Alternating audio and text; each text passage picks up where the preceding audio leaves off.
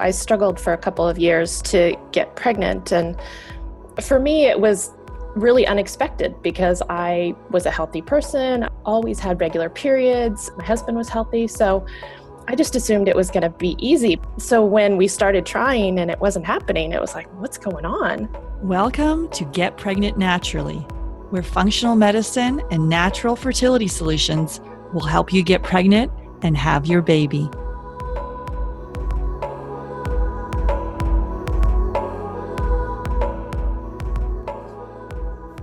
Welcome, everybody. I'm Sarah Clark, and my mission is to inspire, motivate, and empower you.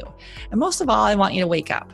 So with functional medicine, we can discover what causes infertility and eventually reverse the condition. Today, I'm welcoming Tara McCann to the podcast. Today, we're digging into gluten and the impact on your fertility. So I recently connected with Tara, and I love Tara's approach to the fertility journey. Plus, she also attended the same health coaching school as me, so the Institute for Integrative Nutrition. So she takes a holistic approach to health and fertility, and she just gets it. So I'm just going to share with you her bio. So Tara McCann is a women's health coach specializing in preconception health and fertility. So Tara struggled for 2 years to get pregnant with her first child. And all through that journey, Tara learned to trust her body's intuition, nourish herself with food, and speak up for what she knew her body needed. After having her children, Tara found health coaching and immediately knew that this was the support she needed on her fertility journey. She was so inspired that she became a health coach herself in 2014 when she graduated from the Institute for Integrative Nutrition. So Tara has been empowering women to learn to nourish themselves and optimize their health for fertility ever since. And check out her website at taramccannwellness.com. So that's TARAMCCANN wellness.com. And before we introduce Tara, just make sure before we get going here, don't forget to hit subscribe button on iTunes or wherever you're listening to make sure you never miss an episode. So thanks again. So Tara, welcome to the show. Thanks, Sarah. I'm really excited to be here today. Awesome. Yeah, so I find that most practitioners and that I speak with, have their own journey as to how they came to work. So maybe share with me and the audience how you got here. Yeah, definitely. So as it said in my bio, I struggled for a couple of years to get pregnant. And for me, it was really unexpected because I was a healthy person. I'd already always had regular periods. My husband was healthy. So I just assumed it was going to be easy because I think there's a mindset in our culture that there's this prevention mindset, like you can get pregnant so easy, you have to prevent pregnancy. And so when we started trying and it wasn't happening, it was like, what's going on? So we tried for about a year on our own and didn't get pregnant.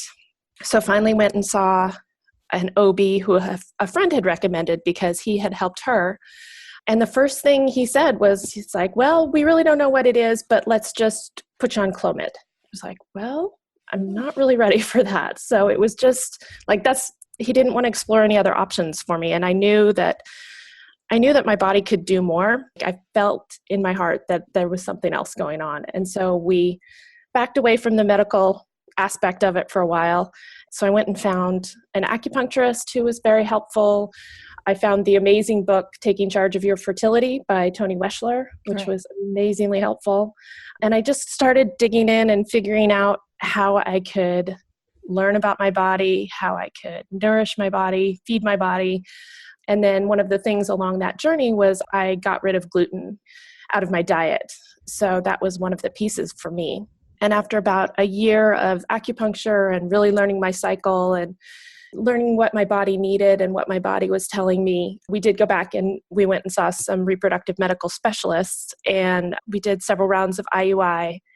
So we went through a pretty big gamut of it all. And on the last round of IUI, we were ready to jump to IVF if that one wasn't successful. And I asked the doctor if I could try progesterone because from what I knew about my cycle and what I had done the 2 years of charting, I knew that progesterone wasn't really strong in the second half of my cycle.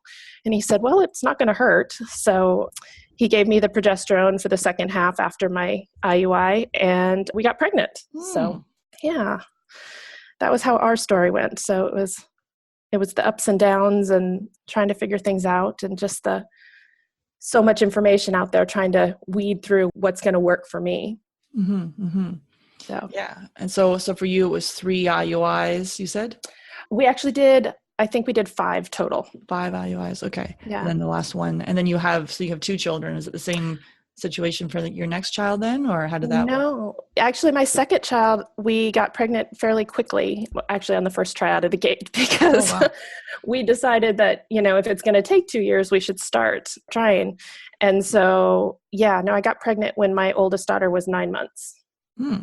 And at So that with point, you were still, and because you'd made all those dietary changes, and you were still seeing what the acupuncturist too. Is that still part of it, or you just diet at that stage? At that stage, it was mostly just diet. I did see the acupuncturist again when I got pregnant, just for support during pregnancy. But that interim 9 months time, I was just trying to really eat very similar. The gluten was still out of my diet and trying to get more vegetables and, yeah, just eating that same way. It Okay. just became a lifestyle for me. Yeah, excellent. Yeah, no, I'm with you. Um, yeah, so we're gonna dig into gluten. So let's kind of start off by going, well, what exactly is gluten? Yeah, well, gluten is a protein that's found in grains, and specifically it's in wheat is kind of the most common place that we know of it. But it's also found in things like barley and rye. And so it's a protein that when we eat it, our body reacts to it. So, and it can create digestive disruptions. Some people definitely have symptoms, and some people may not necessarily know the symptoms because their body isn't reacting in that manner, but it can be causing some inflammation in their bodies.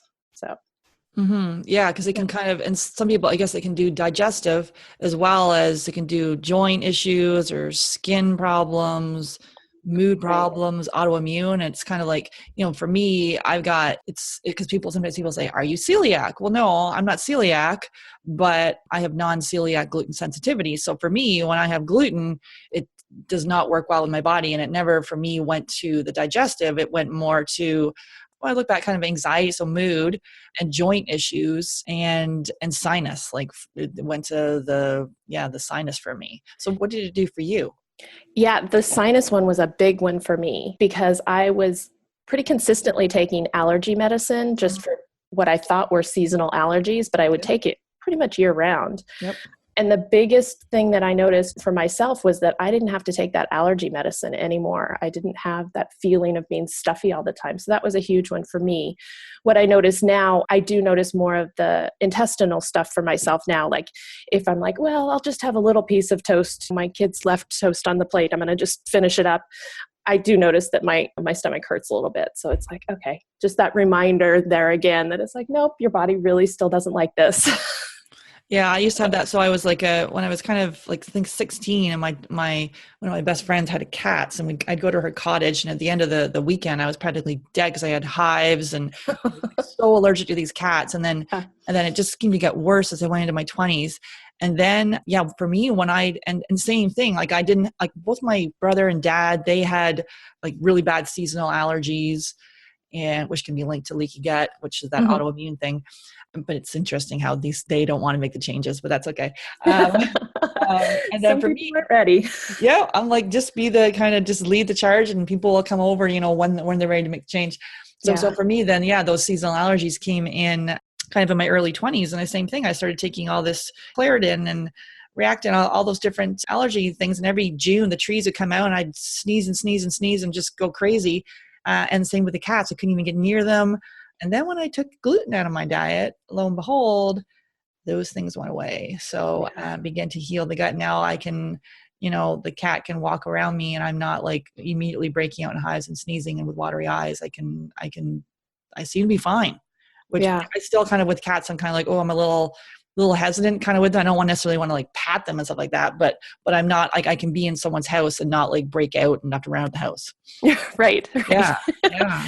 And I think that's one of the things that people don't necessarily connect with gluten. They don't connect these other things like joint pain or seasonal allergies or these other inflammatory factors that are happening in our bodies, because we oftentimes have this just low level inflammation in our bodies, and we don't make that connection between specifically what we're eating and what it might be doing to our bodies until we can take them away and see how much better we feel. So, Yeah. So it's really for people to know that it can affect your digestion, but it can also go to joint.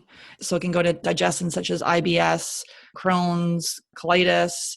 It can go to joints, so such as arthritis, painful joints, skin. I don't know if you've experienced any of this. I had clean skin, during my 20s, and all of a sudden I had acne. So it can do acne, psoriasis, dermatitis, which I had as a little baby, eczema, mood problems. So like the ADHD, anxiety, depression, then autoimmune such as lupus or MS or diabetes type 1, Hashimoto's, Graves, like all those sorts of things where it's like, oh, wait a minute. And it's not always gluten, but the two top inflammatory foods, dairy and gluten, to kind of look at those. We always say take them up for 60 days and see how you feel. So yeah. So for you, it went to digestion and then kind of the seasonal allergies. Anything else it did for you? I had a little bit of the skin, like more of an eczema kind of rash too.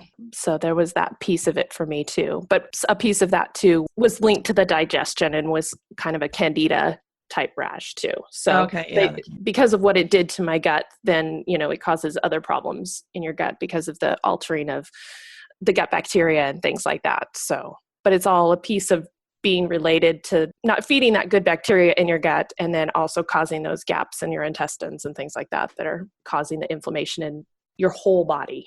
Yeah, like the protein coming in and you're like, oh, wait a minute now. Like so before, like you could eat it, then all of a sudden it gets to a point where it just mounts an immune response. Yeah. Right.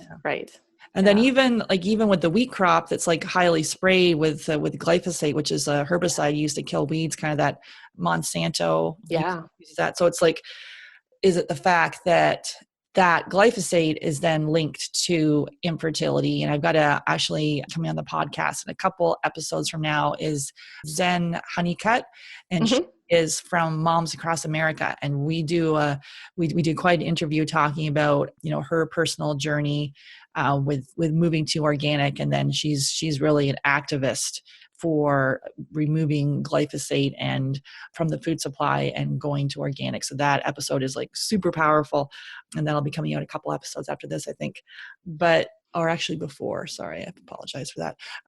But yeah, so like with the glyphosate, I don't know, any comments on that as far as? Yeah, I think that is a piece of it, that because of the hormone disruption that it causes in your body, I think going organic is a big piece of being able to get your body to heal again.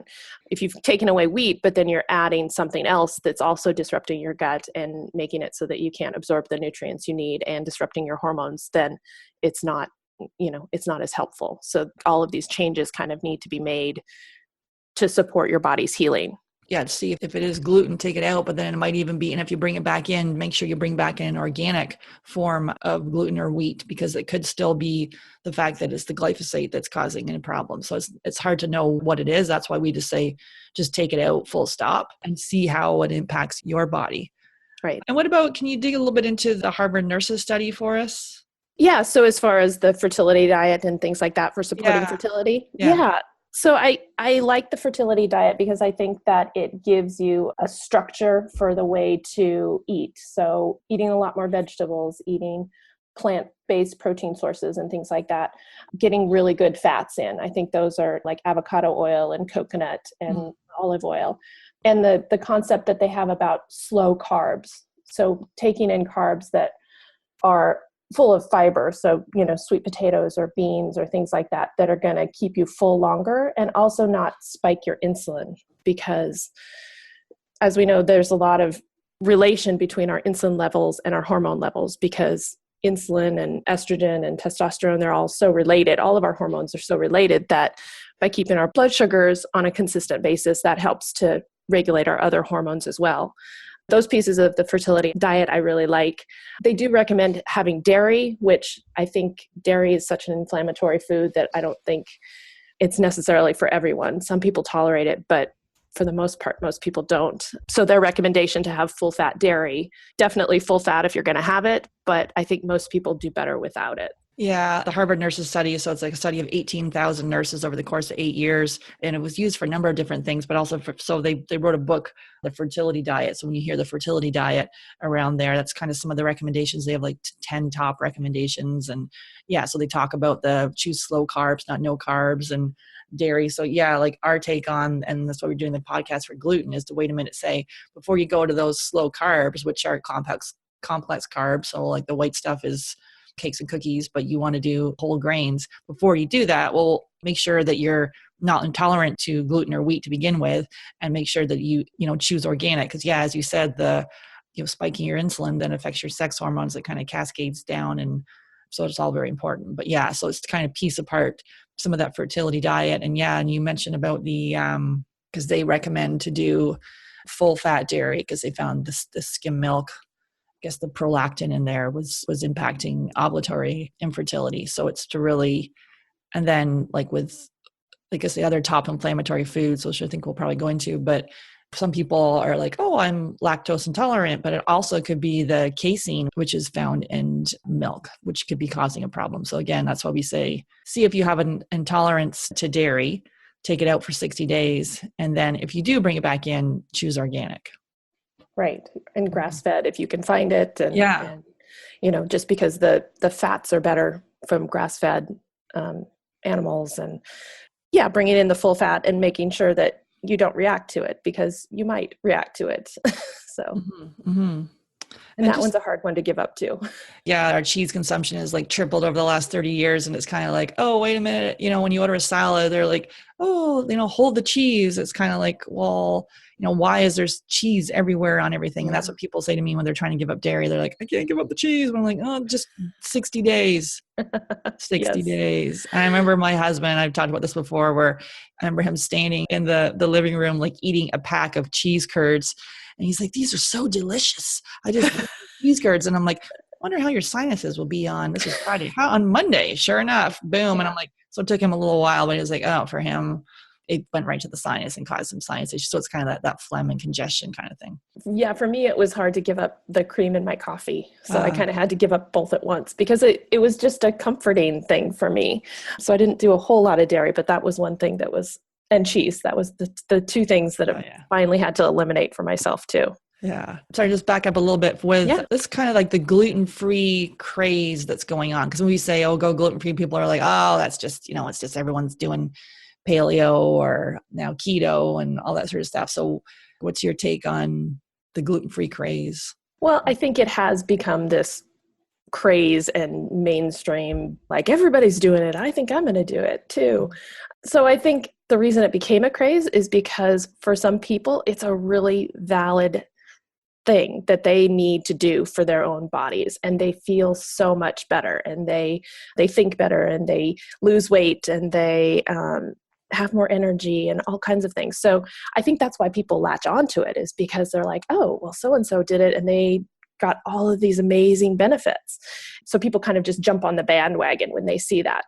But I think there is a basis for it, especially in the fertility realm, because there's studies out there looking at celiac disease and how it impacts fertility, and looking at the number of people who actually react to gluten that aren't specifically celiac disease, and that they have found that in unexplained infertility, which is what I had, they couldn't figure out what was going on with me, that there's a percentage of those people that are actually either celiac or gluten intolerant. And so for those people who are having troubles with fertility, it may be the next step in figuring out what's going on, because it is such a piece of this unexplained fertility diagnosis, I guess.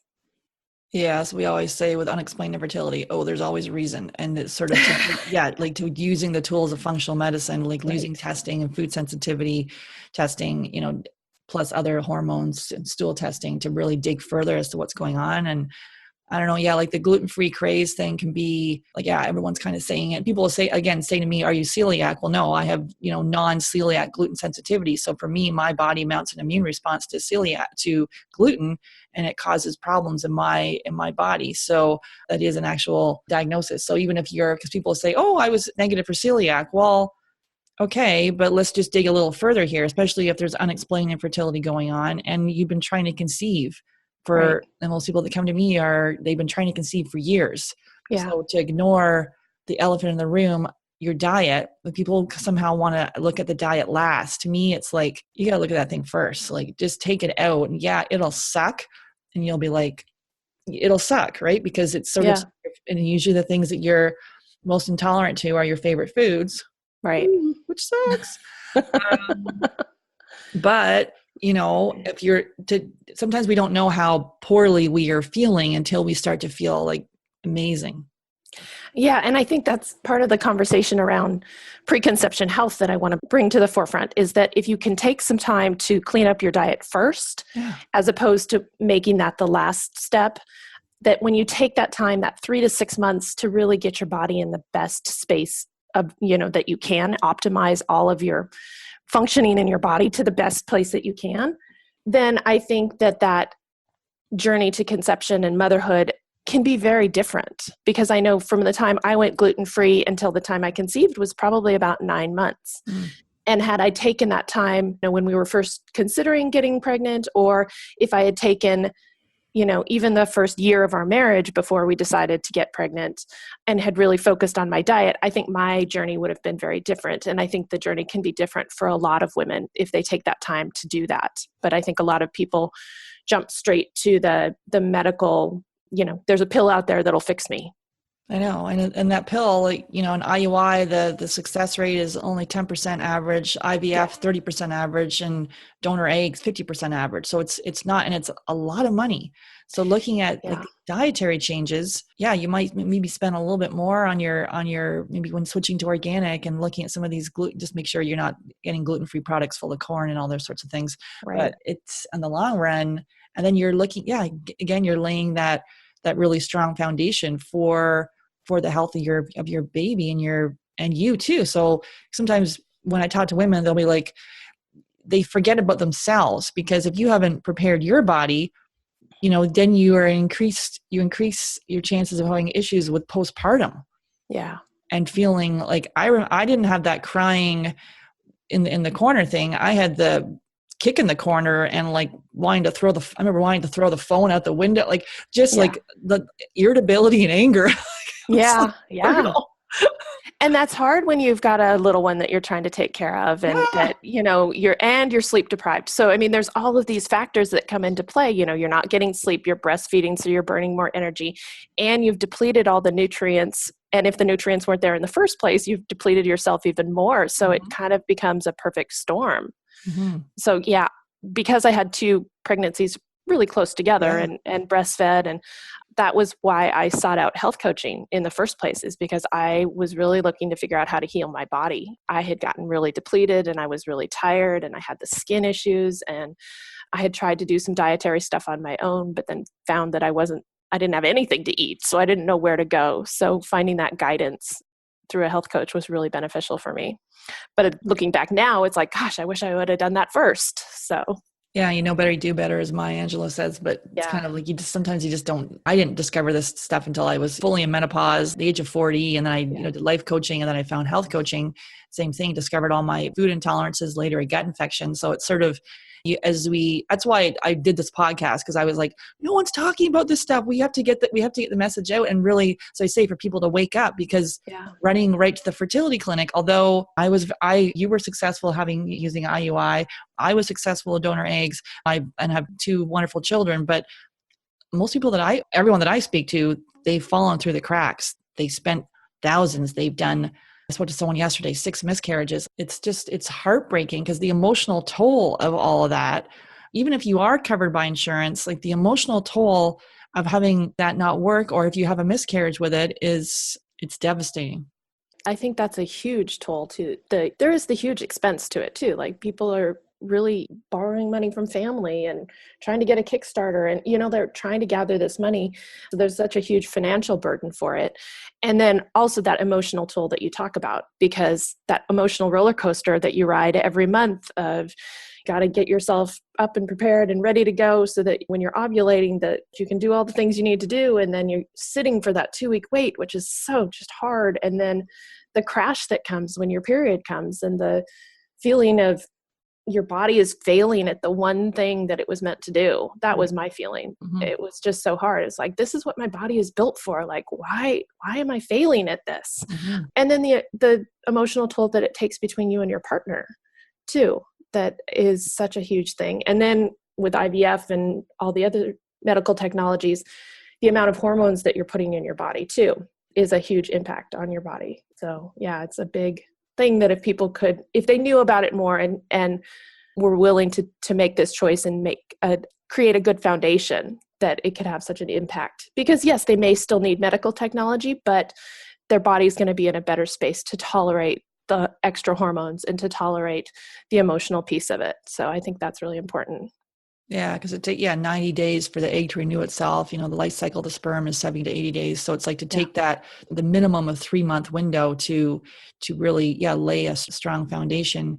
And then and it doesn't matter. People come to me if they're 28 or 38, everyone's in a panic. It doesn't matter the age. Because they would have the timeline that they have in mind, it's past that timeline. And so to say, hold on, it just feels to take a break and to look at this naturally may feel a little bit foreign or, oh, I don't know. And then even during the program that we have if we find things to keep going, because, we feel almost that magic pill, but there's no guarantee going through assisted reproductive technology that that's going to work. The stats are, it's expensive. And to me, it's like to really take this time, pause in the grand scheme of things. It's only a short period of time to really impact your health after the baby, your children's health, and your children's children. So it's, that pause is a really hard thing.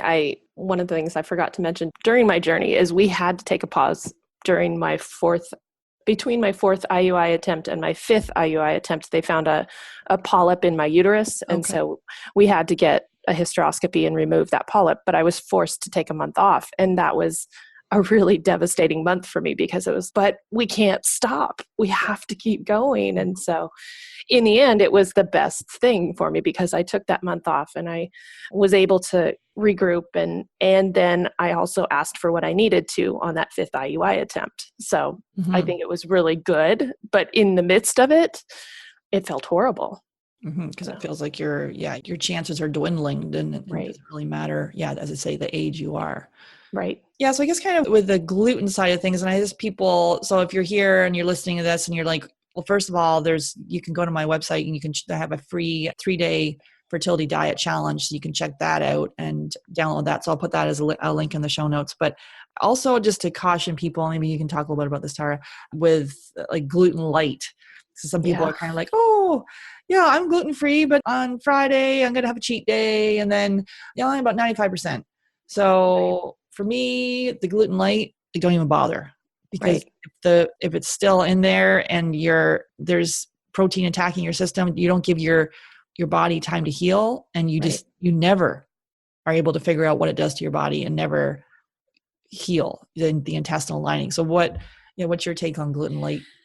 Yeah, gluten light, I'm with you. I don't think it works because gut healing actually takes a really long time. It's not something that you're going to change in 3 to 6 months time is a short amount of time that you can make a big impact, but depending on how many years of damage you've done to your gut, it's going to take a long time for it to heal. So the cheat days and I do mostly that. But every once in a while I have cake at work because it was somebody's birthday. It doesn't give your body a chance to really heal that gut lining that is so important to keep intact so that you can absorb the nutrients you need to create a healthy pregnancy. The other piece of it, it's not necessarily gluten-free light, but it's I'm just going to replace everything I currently eat with a gluten-free product that's already on the shelf, like a pre-made, prepackaged, just gluten-free product. I don't think that works either because, again, you're not giving your body the nutrients it needs. So if you're going from regular pretzels to gluten-free pretzels, yes, you're eliminating the gluten, but you're not helping to heal that gut lining in that situation because it's still a packaged food, it's still processed, and it's still causing inflammation.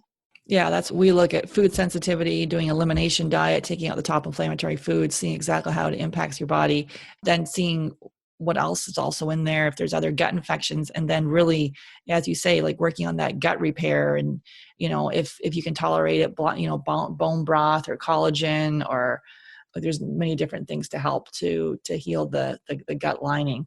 But it's gluten light. It's really, as we say, 60 days, 100% full stop, commit to this and say, Right. I'm going to take it out and really just see how you feel. Like we have people do a food journal to say, okay, wait, after I have this, I feel cranky, I feel irritable, I feel depressed, I feel sluggish, I there's a rash coming out, whatever it is. So to really kind of to document it too, to say, oh wait, this is what's happening for symptom wise. Yeah, I think that documentation is so important. And like you're having them document is their emotions too. Are you irritable? Are you angry all the time? Are you, more emotional? Are you more sad? Or do you feel lighter? Like when you take gluten out, do you feel lighter? Do you feel more clear headed? Do you feel like you have energy and you can focus and things like that? Which may not be immediate effects, but I think that the 60-day time frame that you guys use in your program is really a nice amount of time to be able to make some of those changes and see some of those changes for themselves. Mm-hmm. And then you talked about, switching over and getting some of those, if you go to all these gluten-free products, and then some of those can have some of the top inflammatory foods. So what are some other top inflammatory foods that you're seeing? Yeah. So, one of the top inflammatory foods is sugar. And if you're getting a lot of processed foods and they take out one thing, often they replace it with sugar, like the whole low fat craze that we had so many years ago. What they did is they took out the fat and then they just added in more sugar. And sugar is such a highly inflammatory food that I think getting that one out is a really important piece to the puzzle. Another one that we've talked about a little bit is dairy. So removing the dairy, because a lot of people do react to those kind of things. Some people are reacting to eggs or to corn or to soy. So those are some big inflammatory foods that people might have in their diets and may need to do an elimination of those as well. Yeah, so we have the elimination diet. We'll be talking about this on one of the episodes, but really it's as you say, taking out gluten, dairy, corn, soy, eggs, and we also have peanuts in there, which people can be reactive to. And the egg seems almost counterproductive because anything you read for fertility, it's like, oh, have lots of eggs. But people can be intolerant to them. It can cause problems. So that's why to see how that's impacting your body, and it's different for everyone. Like I personally don't do dairy, corn, or gluten. And for me, it doesn't make me feel good. Right. And I think that individualized approach, it's like you can read a fertility diet book or get on this blog that says do this, but until you take the time to really sense and see what it's doing in your own body, that those recommendations are not necessarily useful. I mean, they could be great and it could be the thing that you need, but until you systematically just kind of sit and take it out and then see how you feel and see what your body is doing to it, that's going to be the indicator of whether it works for you or not. If it worked for your best friend, that's great, but it may not work for your body. So I think really taking that time to tune into what your body is telling you is important. Yeah, that intuition piece that you talked about in the beginning, kind of, can you dig into that a little bit more? How were you able to question this and find this when so many other people, like I didn't find it till consider myself decently smart and educated. I'm like, why did this take me years to find? Like, how did you kind of dig into that intuition and find this track? Well, I had done prior to trying to get pregnant and prior to meeting my husband and things like that, I had done the fad dieting kind of thing. I'd done the zone diet. I'd done protein power. I'd done all the different diets, and noticed that when I did cut out bread and pasta and things like that, I felt a little better, but I never sustained it. So that was one of the things that I never sustained. The other thing was when I would have certain gluten-free foods. Like I remember when Hefeweizen beer was all the rage, that I was like, oh, I'm going to try this new thing. And my throat would like almost close, be like, nope, we're not drinking this. So there had always been this in the back of my mind, like, I'm probably reacting to this, but I wasn't willing to give it up. I was not, because it's hard, because your family and friends kind of look at you funny and are like, why are you doing this? And why can't you eat this? And they just don't understand what it is. And when I went gluten-free, it was about 10 years ago. So there wasn't as big of knowledge around it. And I was mixing my own gluten-free flours and all kinds of things, and had some many, many failures at it. Oh, um, yes. but because I had such profound change with my sinuses and with my allergy symptoms, it was really self-perpetuating for me. Mhm. But finally, it took the not being able to get pregnant to really sit with that and go, okay, I know this is a problem. I need to get it out because I'm willing to do anything. And this is my anything right now. And so really tuning in and listening to that. So that's why I love the fact that you have that emotional piece brought into your food journaling and your 60-day plan, because I think that really having people sit and listen to their bodies, because so many of us are disconnected in so many ways from our bodies, but having that awareness and having that prompt of how are you feeling? How did that make you feel? Is really one way to tune into that intuition. Mm-hmm. Yeah, because as you say, a lot of us kind of like there's something going on when we eat that we feel maybe some indigestion or we feel a little funny. We may not connect the dots that what we had on Friday affects us on Monday with the headaches. And I remember like every weekend I felt like just like every Monday I'd be feeling like complete crap. I'm like, well, what was I doing on the weekend? And was maybe having more alcohol than I would normally have, or yeah, going out and eating. And yeah, then I guess that's the whole, you said people looking at you funny. And so maybe feeling judged. And like when you're making these changes, so how does someone just new to this and they start, making these changes, going gluten-free, do you have any tips for that of how you kind of navigated in the early days, if you remember? Yeah, well, I think that part of it for me was the knowledge that I was doing it because I wanted a baby, like Yeah. really connecting with my why. Like, this is my why. This is the reason I want to do that.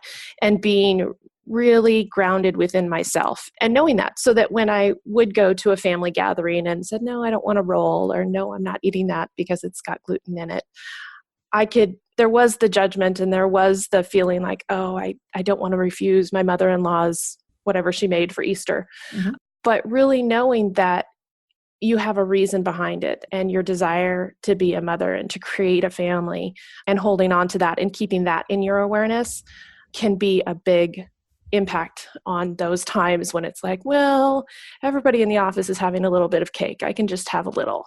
But you can also just walk away from it too, I think, a little bit easier when you know that and are really connected to that reason why you're doing it.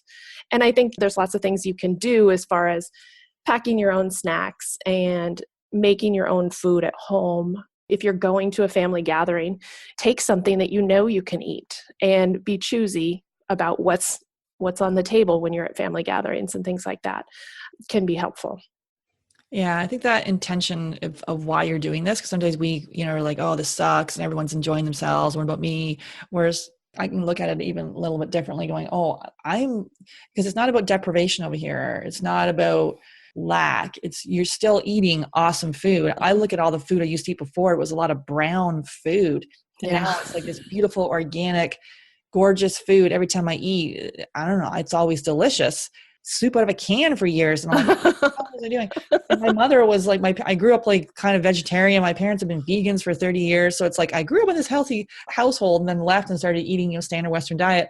But yeah, there's that judgment and all that sort of piece, but that's to be secure in your why. And, why you're doing this is to heal your body, because your body's been telling you something. And it's kind of like, oh, wait a minute, it's time to listen. And I feel it's very empowering.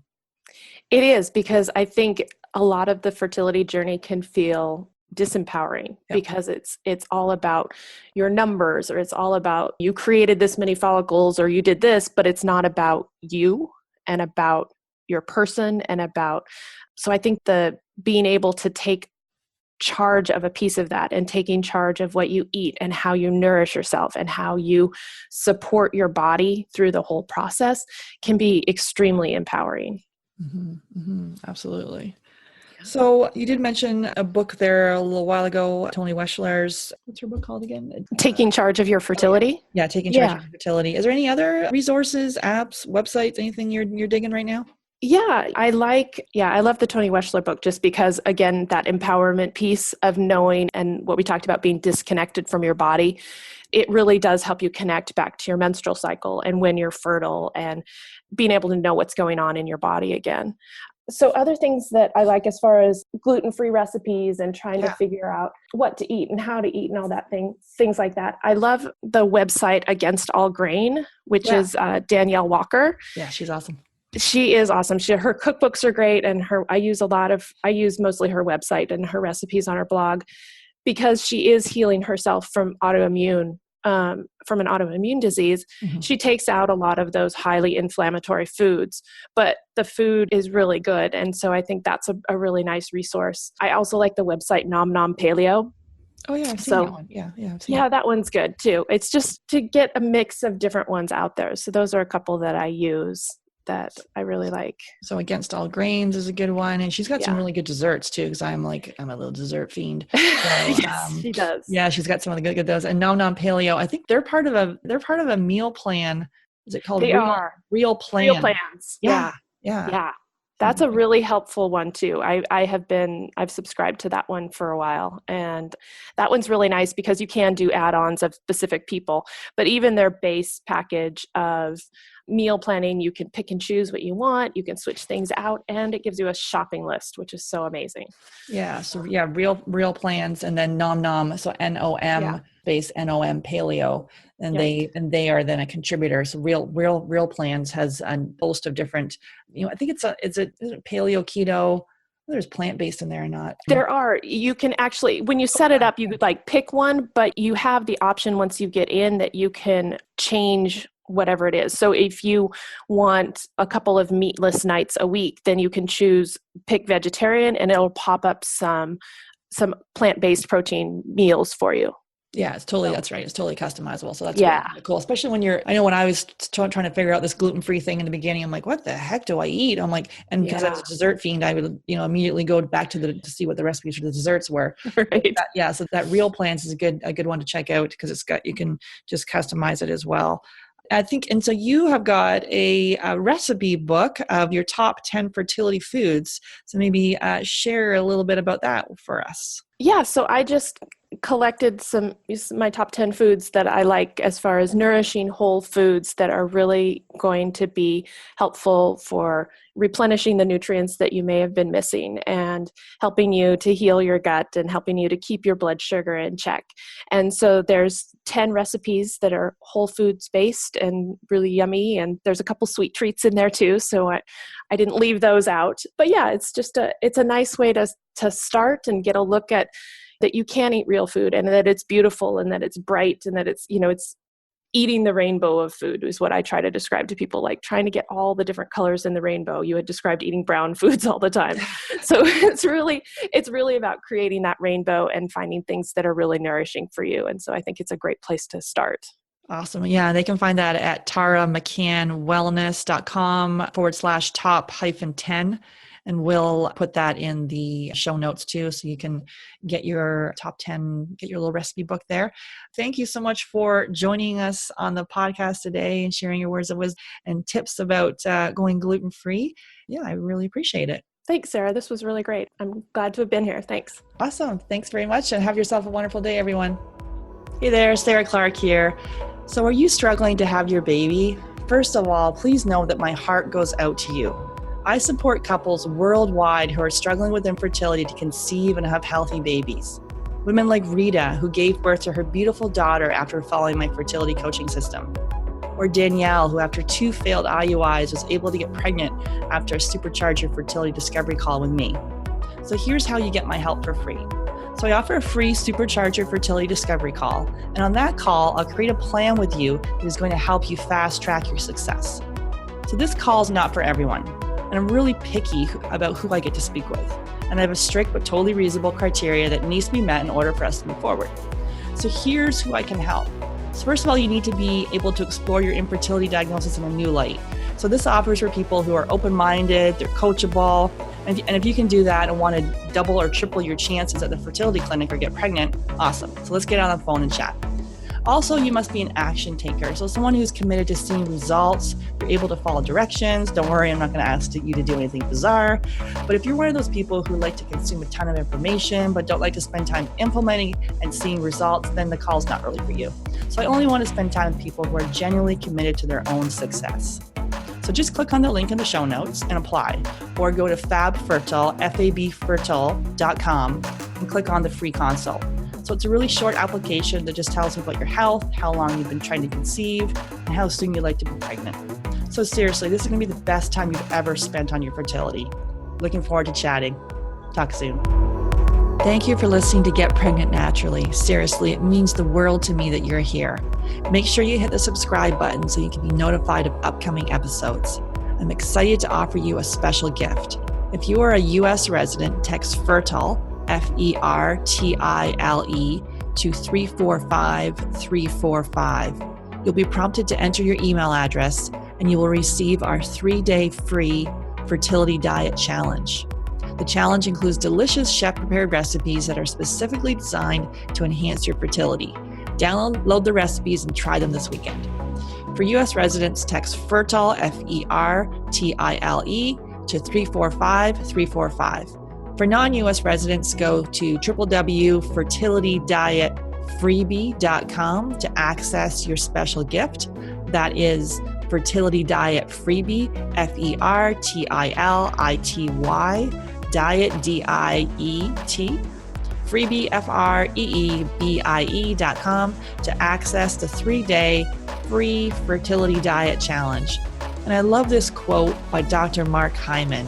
He's the medical director of the Cleveland Clinic Center for Functional Medicine and the chairman of the Institute for Functional Medicine. What you find at the end of your fork is more powerful than anything you'll find at the bottom of a pill bottle. Thanks again for listening. Until next time.